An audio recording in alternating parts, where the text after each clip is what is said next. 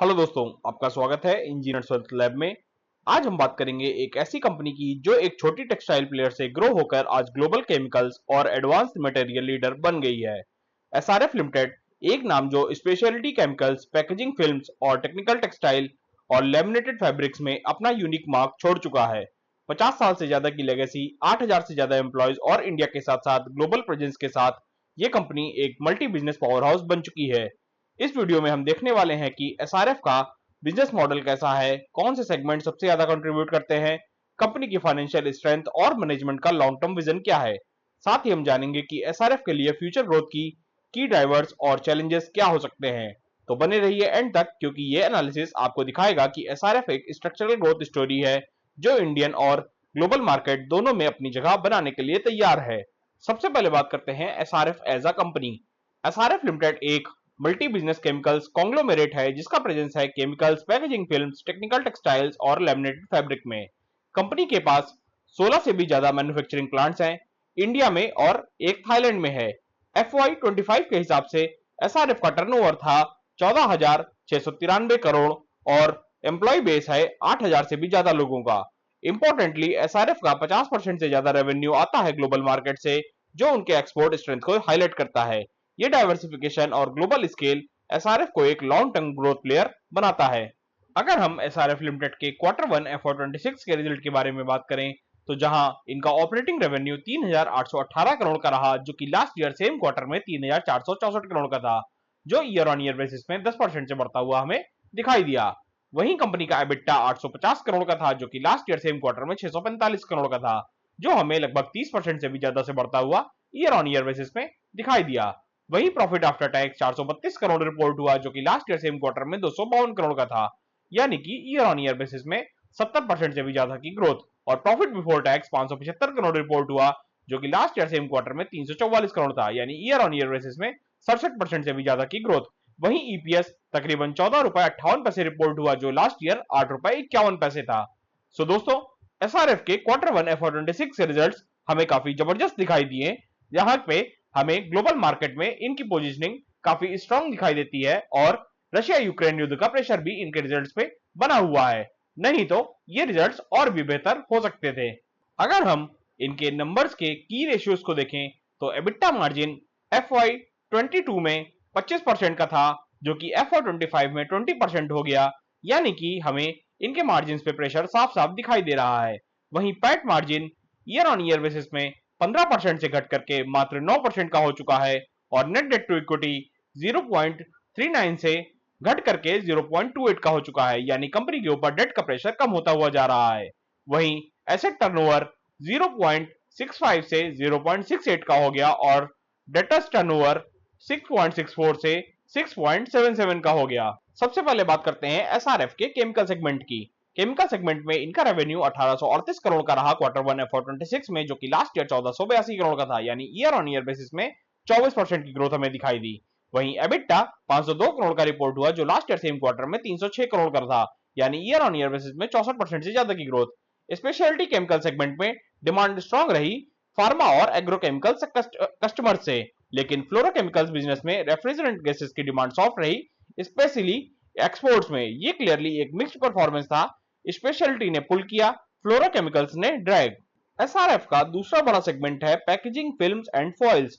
Revenue रहा 1418 crore Q1 FY26 में, जो लास्ट ईयर सेम क्वार्टर में 1336 करोड़ का था, यानी ईयर ऑन ईयर बेसिस में 6% की ग्रोथ। वहीं एबिटा 140 करोड़ का रिपोर्ट हुआ, जो लास्ट ईयर सेम क्वार्टर में 86 करोड़ का था, यानी ईयर ऑन ईयर बेसिस में 60% से भी ज्यादा की ग्रोथ। एल्युमिनियम फाइल्स ने फूड और फार्मा डिमांड के चलते स्ट्रॉन्ग परफॉर्मेंस दिया। इस सेगमेंट ने एक कंसिस्टेंट और प्रिडिक्टेबल ग्रोथ शो करी है। एसआरएफ का तीसरा सेगमेंट है टेक्निकल टेक्सटाइल का, जहां रेवेन्यू 466 करोड़ का रिपोर्ट हुआ, जो लास्ट ईयर में 525 करोड़ का था, यानी ईयर ऑन ईयर बेसिस में 12% से गिरता हुआ दिखाई दिया। वहीं एबिटा 38 करोड़ का रिपोर्ट हुआ, जो लास्ट ईयर सेम क्वार्टर में 68 करोड़ का था, यानी ईयर ऑन ईयर बेसिस में 44% से गिरता हुआ दिखाई दिया।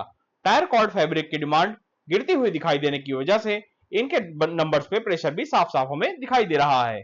अब बात करते हैं एसआरएफ लिमिटेड के फाइनेंशियल्स की, जहां कंपनी का मार्केट कैप तकरीबन 85,000 करोड़ के आसपास है। वहीं स्टॉक का पीई तकरीबन 60 का है। आरओसी और आरओई भी काफी अच्छे दिखाई देते हैं, 12% और 10% के आसपास। वहीं प्रॉफिट ग्रोथ इस क्वार्टर की तकरीबन 16% रही और ईबी टू एबिटा 28.8 का दिखाई देता है, जबकि रिटर्न ऑन एसेट 6% के आसपास है।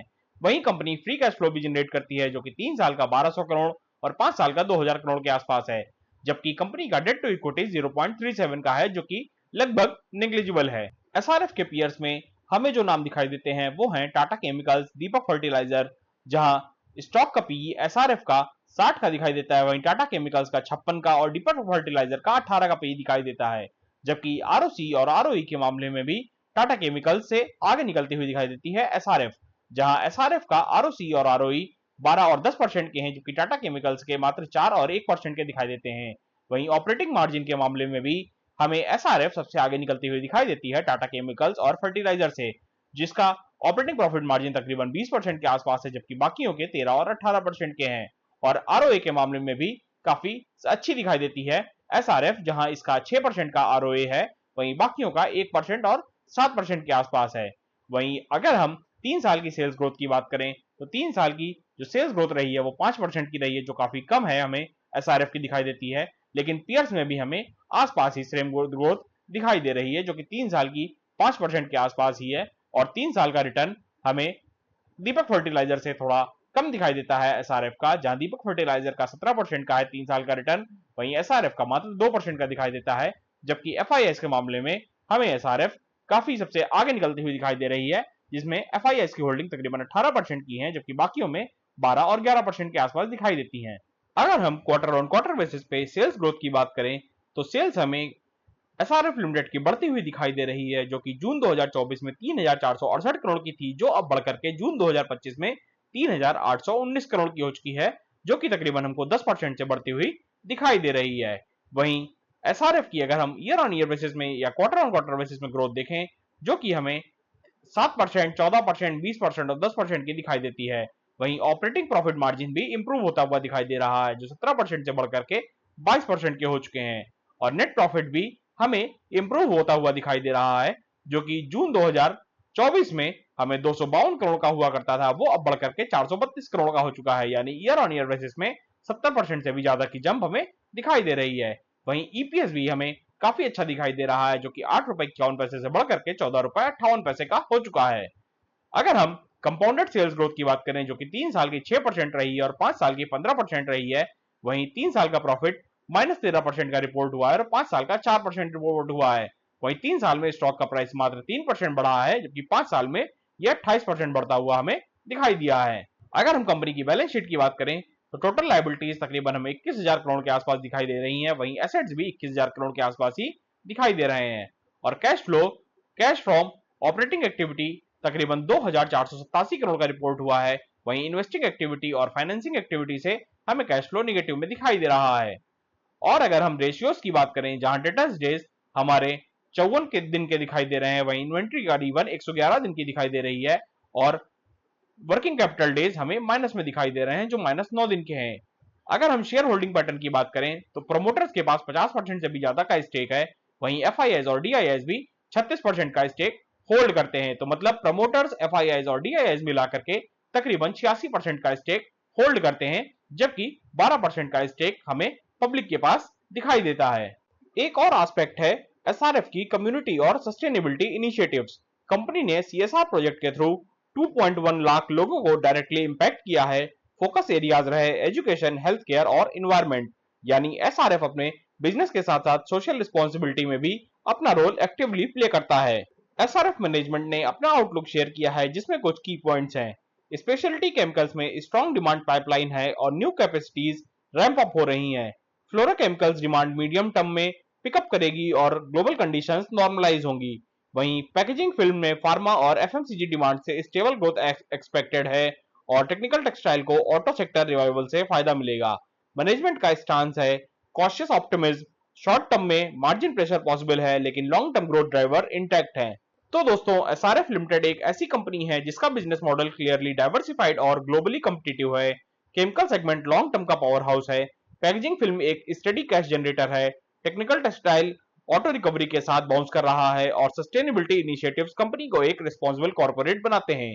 शॉर्ट टर्म में कुछ मार्जिन प्रेशर और डिमांड सॉफ्टनेस जरूर है, लेकिन लॉन्ग टर्म में एसआरएफ एक स्ट्रक्चरल ग्रोथ स्टोरी है। आपको क्या लगता है, क्या एसआरएफ एक मस्ट हैव स्टॉक है लॉन्ग टर्म पोर्टफोलियो के लिए अपना ओपिनियन कमेंट्स में जरूर शेयर करें।